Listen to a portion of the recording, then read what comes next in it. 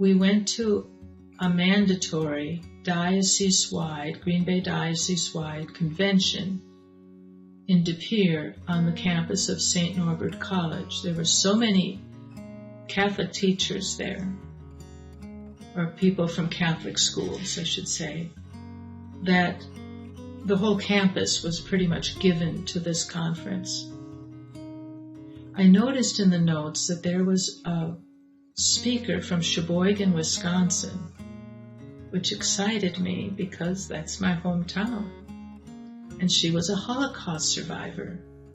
So after my seminar that I attended and had signed up for was over, I ran across the campus just as this woman was packing up with her friend, Marilyn. And there she was. She was about 4'10", maybe shorter. Older, of course. A wise and older woman. And her name was Fela Warschau. And she became one of our very best friends.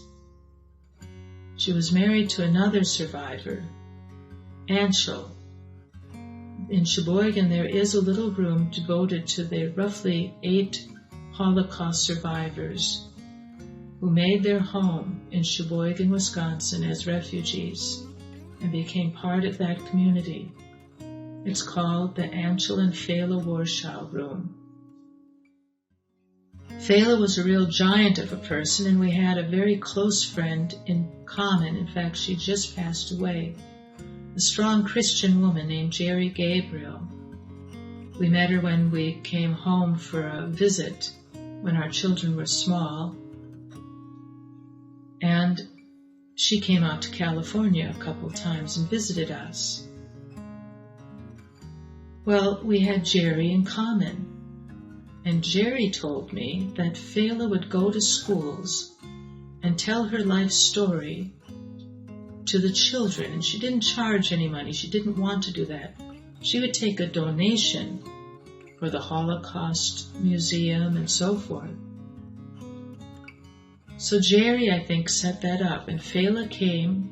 I set it up with our principal, and she spoke to our 6th graders for about 10 years in a row. I organized it. I got the newspaper, did front page news twice for her. I had the television come in at least once. I would invite them. I'd do press releases. Fela would stand up and she would start by talking about being a carefree young girl in Poland. She loved her grandparents and she loved her parents, her sister Martha and her little brothers. And then the Nazis took over. They didn't believe the stories they had heard. They didn't believe it was possible for the Germans to be doing the things that were whispered. And yet it was true. After being in a refugee camp in a ghetto, then they would be carted off. And the time came and Fela and her family got on a boxcar, so crowded you could only stand, and only one bucket for all of their humanely needs that began to slosh over all of their legs. And just the misery. Here she was, just a 13-year-old girl when she went to the ghetto, just a young girl when she got on that train. They got to Auschwitz. And within a short time they were divided, and even though she was short, her sister had the presence of mind to tell the Nazi soldier that she said, she's my sister, she can work hard. And so she was put in this direction with her sister, and it was the last she ever saw of her parents and her brothers. They sat on the grass after they had been their heads shaved and just a little overdress, that's all they had. And they're sitting outside and this oily, flaky ash was coming down upon them. Little did they understand it was their relatives and all these other people from the gas chambers, the ashes falling on them. She would describe to the children the different things they went through. All night long in Auschwitz, they would have a bucket to go to the bathroom, all of them. That was their latrine. In the morning, one of them would be allowed to go and rinse it out. And that's where the water or thin coffee would be put in for them to drink all day. She was at Bergen-Belsen where Anne Frank died. They were so depleted, and there were rotting, like, rutabagas or something, and the dead bodies. There weren't as many soldiers all of a sudden. And Fela thought she was going to die. I suppose she was about 18 at that time. Her sister and one of the other two girls that they got to know left their little barrack and looked outside. And despite all odds, they were able to kind of hurry back and say, "Come and look, come and look."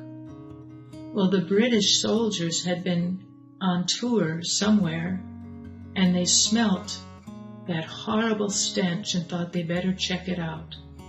And they liberated that camp. And Fela remembered that there were people so weak they couldn't get up.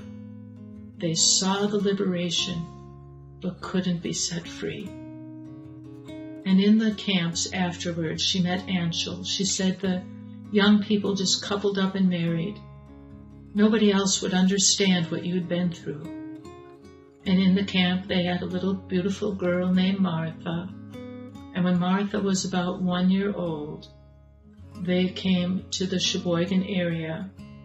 Her sister, I think, also had a child named Martha, because that had been their mother's name. I think I have this right. And they resettled, and Anshel and Fela had another little girl named Sally, who's my age. And I stay in touch with their daughters. When the room at the Sheboygan Library was dedicated, I was one of the people to speak and talk about Fela's life story and the contribution she made to my students' education. And Philip was able to play music.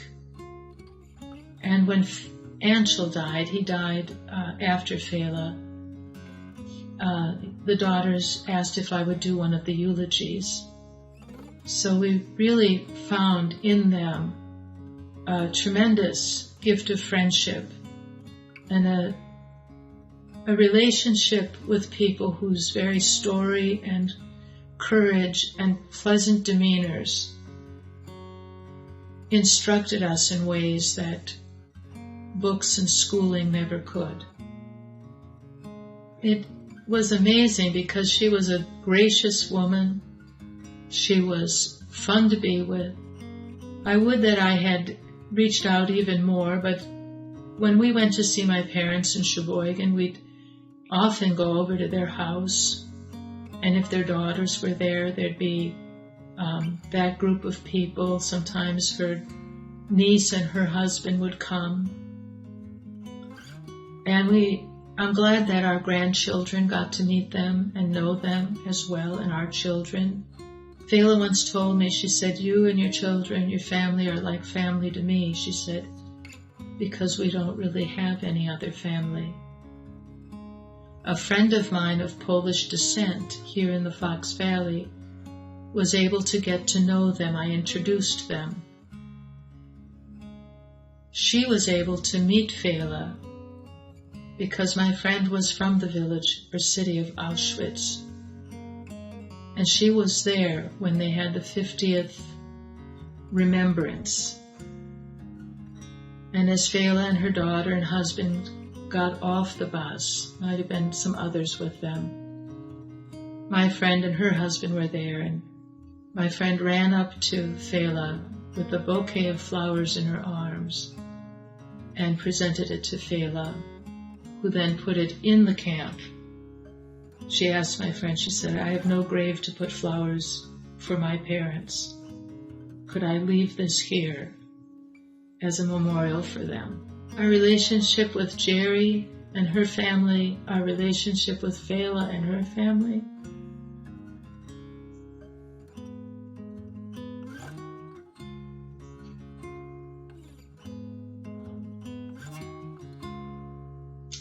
We got to where a couple times I invited public school 7th graders to join us.